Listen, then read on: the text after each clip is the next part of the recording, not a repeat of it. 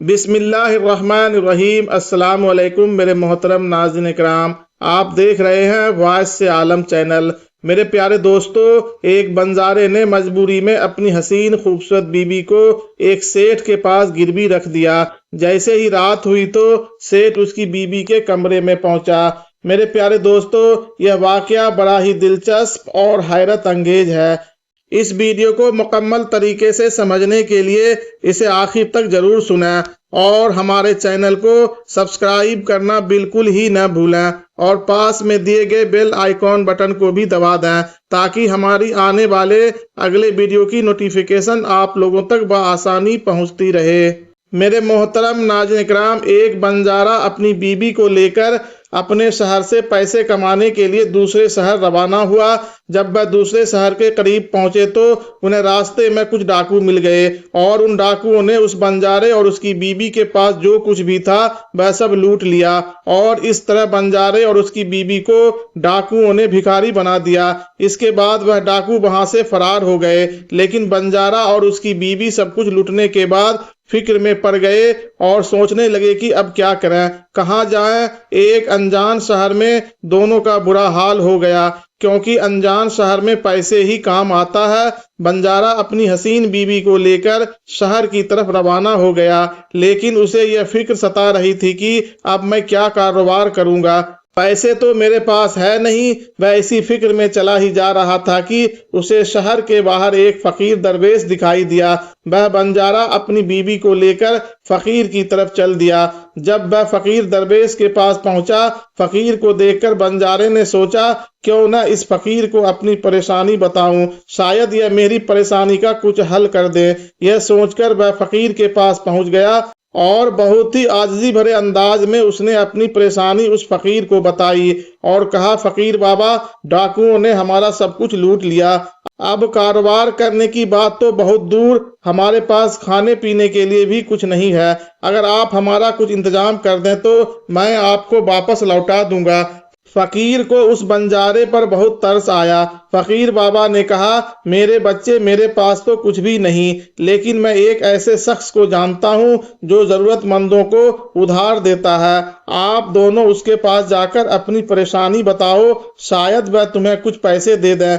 फकीर ने उन दोनों को सेठ के बारे में बताया और उसके पास भेज दिया। बंजारे की बीबी इतनी खूबसूरत थी जो कोई भी देखता तो देखता ही रह जाता। बंजारा अपनी बीबी को लेकर सेठ के पास पहुंच गया। सेठ ने जब बंजारन को देखा तो उस पर फिदा हो गया, लेकिन वह बंजारा इस बात से बिल्कुल बेफिक्र सेठ से हाथ जोड़कर कहने लगा, सेठ जी, मुझे कुछ पैसों की जरूरत है। लेकिन सेठ का एक असूल था, वह पैसे तो उधार देता था लेकिन पहले कुछ सामान अपने पास गिरवी रखता था। सेठ ने कहा, पैसे तो मैं तुम्हें दे दूंगा, लेकिन तुम्हारे पास गिरवी रखने के लिए क्या है। अब बंजारा सोचने लगा कि उसके पास तो कुछ भी नहीं था। थोड़ी देर कुछ सोचकर उसने बड़ी आजिज़ी से कहा, सेठ जी, मेरे पास गिरवी रखने के लिए तो कुछ भी नहीं है। सेठ ने कहा, देखो भाई, इस तरह मैं आपको एक आना भी नहीं दे सकता, यह मेरा उसूल है। बंजारा फिर सोच में पड़ गया। कुछ देर सोचने के बाद सेठ से कहा, सेठ जी, आप मेरी बीवी को गिरवी रखकर मुझे कुछ रकम दे दीजिए, मैं उन पैसों से कारोबार करके जल्द ही आपकी रकम ब्याज सहित अदा कर दूंगा और अपनी बीवी को ले जाऊंगा। तब तक मेरी बीवी आपके दिए हुए पैसों में आपके पास मेरी अमानत रहेगी। सेठ तो यही चाहता था। सेठ ने जब बंजारे की यह बात सुनी तो वह खुश होकर पैसे देने के लिए तैयार हो गया और पैसों के बदले में बंजारे की बीबी को अपने पास रख लिया। अब जैसे ही आधी रात का वक्त गुजरा, सेठ बंजारे की बीबी के कमरे में पहुंचा। यह देखकर बंजारे की बीबी के पैरों के नीचे से जमीन निकल गई। वो डर के मारे सहम गई और उससे कहा, खुदा के लिए मेरे कमरे से निकल जाओ। लेकिन सेठ कहाँ मानने वाला था और उस औरत से कहने लगा, खुदा ने तुम्हें इतना खूबसूरत बनाया है। इसके बाद कहा, अब तुम उस नादान बंजारे को भूल जाओ, अब तुम हमेशा के लिए मेरी हो जाओ। अब बंजारा सेठ के पास अपनी बीबी को छोड़कर सेठ से कर्ज लेकर कारोबार करने के लिए चला गया। बंजारे ने उन पैसों से प्याज का कारोबार शुरू कर दिया। वो कम दामों में किसानों से प्याज को खरीदता और दूसरे जरूरतमंद लोगों को महंगे दामों में बेच देता था। इस तरह बंजारे ने उन पैसों से बहुत ही जल्द खूब दौलत इकट्ठा कर ली और कुछ दिनों के बाद बंजारा सेठ के पास पहुंचा और कहने लगा, सेठ जी आप अपना हिसाब करके मुझसे अपनी रकम ले लीजिए और मेरी बीवी को मुझे वापस लौटा दीजिए। अब इतनी खूबसूरत बीवी को कौन वापस करे। सेठ ने बंजारे से कहा, भाई क्या बताऊं, आज से 2 महीने पहले की बात है, तुम्हारी बीवी अचानक बीमार पड़ गई और उस बीमारी के कारण तुम्हारी बीवी की मौत हो गई। मैंने तुम्हारी बीवी का बहुत ही इलाज करवाया, अच्छे से अच्छे हकीम को दिखाया, लेकिन मैं फिर भी तुम्हारी बीवी को नहीं बचा सका। बंजारे ने जब उस सेठ के मुंह से यह सुना तो दिल पकड़कर बैठ गया और बहुत दुखी हो गया। फिर थोड़ी हिम्मत बांधकर सेठ से बोला, सेठ जी जो होना था वो तो शायद मेरे नसीब में ही ऐसा लिखा हुआ था। अगर वह मेरे साथ भी रहती तो तब भी उसकी मौत आती, क्योंकि होनी को कौन टाल सकता है। फिर भी आप अपने पैसे मुझसे ले लें ताकि मैं इस बात से बेफिक्र हो जाऊं कि मैंने अपना कर्ज चुका दिया है और अपनी बीवी को गिरवी रखने की ललक से खुद को बचा लिया है। बंजारे की बात सुनकर वह सेठ बोला, नहीं भाई, अब मैं तुमसे पैसे कैसे ले सकता हूँ। जब मैं तुम्हारी अमानत ही तुम्हें नहीं लौटा सकता तो अपना कर्ज वापस लेने का मुझे कोई हक नहीं है। बंजारे ने बार बार सेठ से अपना कर्ज वापस लेने की गुजारिश की, लेकिन सेठ नहीं माना। उसके बाद उदास होकर बंजारा वहां से चल दिया तो रास्ते में फिर उस जगह पर पहुंचा जहां पर उसकी मुलाकात उसे फकीर से पहली बार हुई थी। हमेशा की तरह फकीर अपने चबूतरे पर बैठे हुए थे। बंजारा भी वहां जाकर चुपचाप बैठ गया। फकीर दरवेश ने जब बंजारे को देखा तो उसे पहचान लिया और उसका हालचाल पूछने लगा। बंजारे ने पूरा मामला फकीर को बता दिया। वह फकीर दरवेश बहुत तजुर्बे का आदमी था। बंजारे की बात सुनकर फकीर ने कहा, बंजारे भाई, उस सेठ ने तेरे साथ धोखा किया है। तेरी बीवी अभी बिल्कुल सही सलामत जिंदा है। तेरी बीवी को उस सेठ ने अपने घर में छुपा लिया है। अब ऐसा कर, यहाँ के बादशाह के पास चला जा और बादशाह के दरबार में जाकर सुल्तान से गुजारिश करना कि बादशाह सलामत मेरी बीवी को सेठ से वापस दिलवा दो, क्योंकि यहाँ का सुल्तान बहुत ही अक्लमंद, बहादुर और होशियार है। वह जरूर तेरी बीवी को उस सेठ पर जोर डालकर दिलवा देगा। अब तो दरबार में ही तुम्हारा फैसला होगा। फकीर दरवेश की बात मानकर बंजारा बादशाह के दरबार में पहुंच गया और बादशाह के दरबार में पहुंचकर बादशाह से इंसाफ मांगने लगा कि बादशाह सलामत मेरी बीवी को सेठ से मुझे दिलवा दीजिए। बादशाह ने सेठ को बुलवाया और पूछा, क्या यह बात सच है कि यह बंजारा कुछ पैसों के बदले में अपनी बीवी को तुम्हारे पास गिरवी रखकर गया था? सेठ ने हाँ करते हुए कहा, जी सुल्तान, बंजारे की यह बात बिल्कुल सच है। बादशाह ने फिर कहा, तो तुम इसकी बीवी को वापस क्यों नहीं लौटा रहे हो? बादशाह की बात सुनकर सेठ बोला, कैसे लौटाता सुल्तान मुअज्जम, मैंने इस बंजारे को बता तो दिया था कि आज से 2 महीने पहले इसकी बीवी की मौत हो चुकी है। सुल्तान मुअज्जम, अब मैं खुदा के पास जाकर तो इसकी बीवी को वापस नहीं ला सकता। बादशाह ने पूछा, कोई गवाह है तुम्हारे पास जो इस बात की गवाही दे कि इसकी बीवी इस दुनिया से रुखसत हो गई है? तो सेठ बोला कि सुल्तान, इस बात की गवाही वह अच्छी तरह से देगा जिसने इस बंजारे की बीवी उस बंजारन का इलाज किया था, और वो 4 आदमी भी इस बात की गवाही देंगे जो इसकी बीवी को कब्रिस्तान में दफन कर आए थे। उस सेठ ने यह बात इतने यकीन के साथ कही कि बादशाह को भी उस पर यकीन हो गया। तब बादशाह ने बंजारे से कहा, अगर तुम्हारी बीवी जिंदा होती तो हम तुम्हें जरूर दिलवा देते, अब तो हम भी मजबूर हैं। इस तरह बादशाह ने बंजारे को समझाकर वापस भेज दिया। बंजारा फिर से फकीर के पास पहुंच गया और जो कुछ दरबार में बादशाह और सेठ ने कहा वह सारी बातें फकीर बाबा को बता दी। यह सब सुनकर फकीर दरवेश ने कहा, मैंने बादशाह को इतना बेवकूफ नहीं समझा था। मुझे दुख है कि उसने तुम्हारे साथ इंसाफ नहीं किया। उस बादशाह ने सेठ की बातों पर तो यकीन कर लिया और तुम्हें समझाकर वापस भेज दिया। अब तुम मेरी एक बात ध्यान से सुनो। तुम एक बार फिर से बादशाह के पास जाओ और उससे कहना कि बादशाह सलामत, आप सिर्फ 3 घंटे के लिए अपने इस तख्त पर फकीर दरवेश को बैठने का मौका दे दें। फिर मैं आपको बताऊंगा कि इंसाफ कैसे किया जाता है और इंसाफ किसे कहते हैं। वह बंजारा एक बार फिर से बादशाह के दरबार में पहुंच गया और जैसा उस फकीर दरवेश ने कहा था उसने बादशाह से वही कह दिया। बादशाह ने बंजारे की यह बात सुनी तो यह सुनकर बादशाह ने कहा, मुझे 3 घंटे के लिए तख्त छोड़ने में कोई परेशानी नहीं है। यदि ऐसा करने से तुम्हें इंसाफ मिल जाएगा तो मैं 3 घंटे के लिए अपना तख्त छोड़ दूंगा। तुम उस फकीर को दरबार में बुला लाओ। बादशाह की यह बात सुनकर बंजारा फकीर के पास गया और फकीर को दरबार में ले आया। जब फकीर दरवेश दरबार में पहुंच गए तो बादशाह ने अपना तख्त छोड़ दिया और तख्त पर बैठते ही फकीर के सामने सेठ को हाजिर किया गया। फकीर ने सेठ से पूछा, 2 महीने पहले जब बंजारे की बीबी का इंतकाल हुआ तो इसका कोई सबूत तुम्हारे पास है?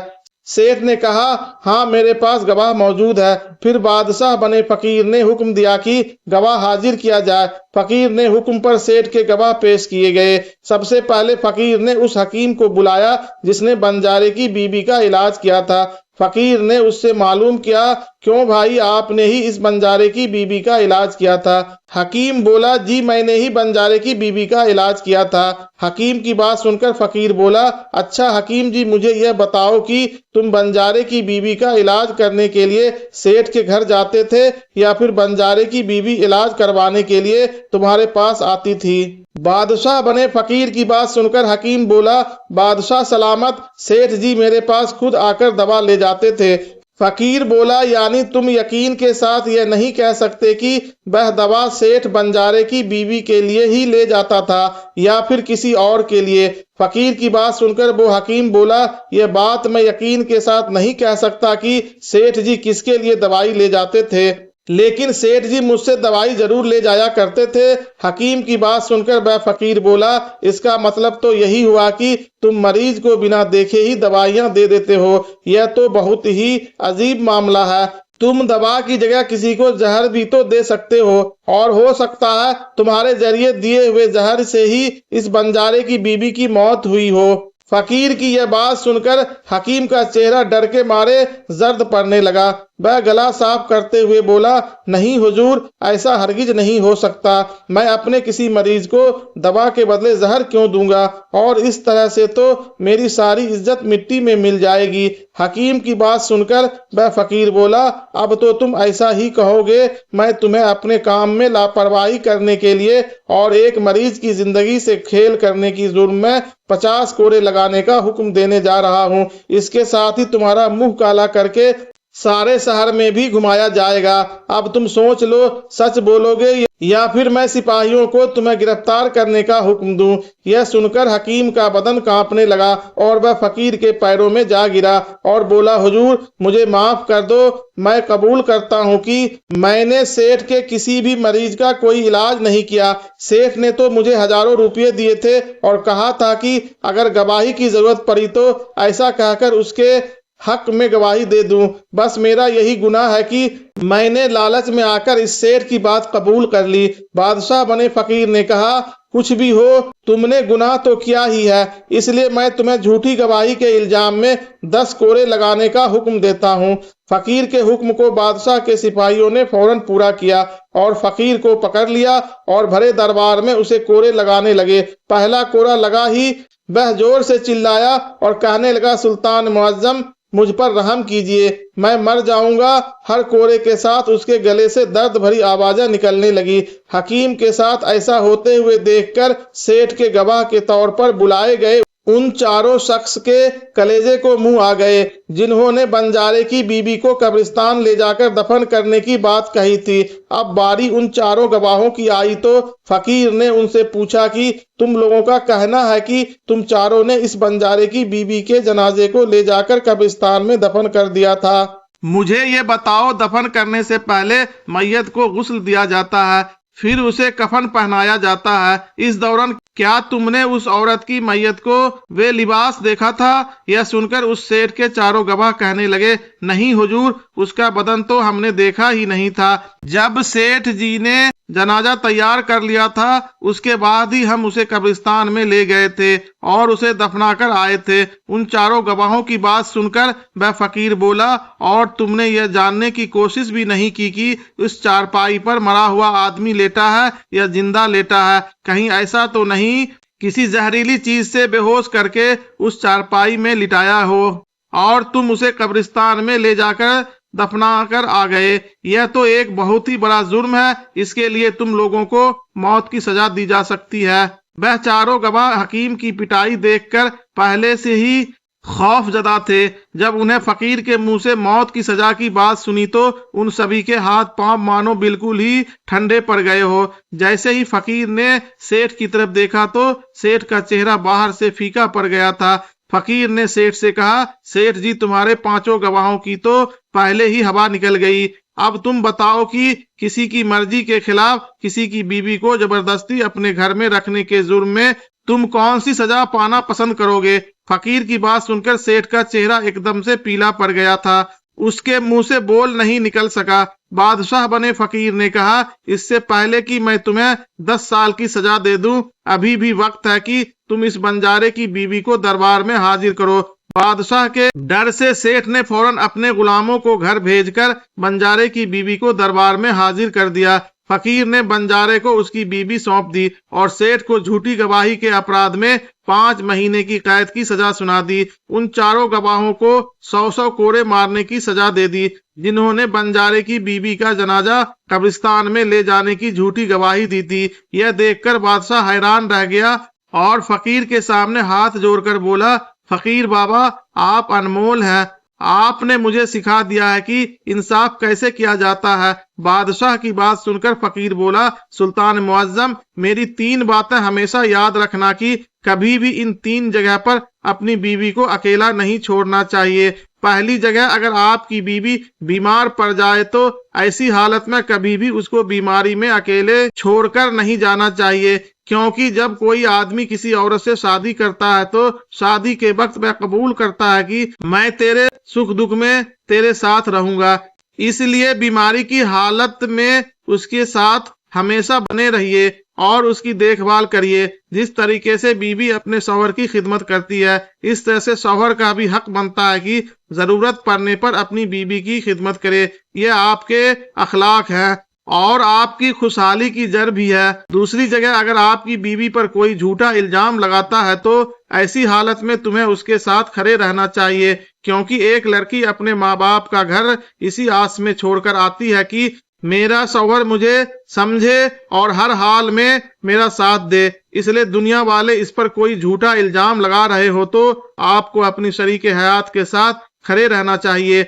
ऐसे वक्त में उसको कभी भी अकेली नहीं छोड़ना चाहिए। तीसरी जगह, कभी भी अपनी बीवी को गैर महरम मर्द के पास नहीं छोड़ना चाहिए, चाहे वह आपका दोस्त हो, चाहे आपका कोई रिश्तेदार हो और चाहे आपका कोई सगा भाई ही क्यों न हो। किसी भी हालत में अपनी बीवी को किसी गैर महरम मर्द के साथ कभी भी अकेली नहीं छोड़नी चाहिए, क्योंकि आज के वक्त में किसी का कुछ नहीं पता कौन कब और किसके साथ दगा कर दे। इसलिए कभी भी भूलकर अपनी बीवी को किसी गैर महरम मर्द के साथ अकेली नहीं छोड़नी चाहिए।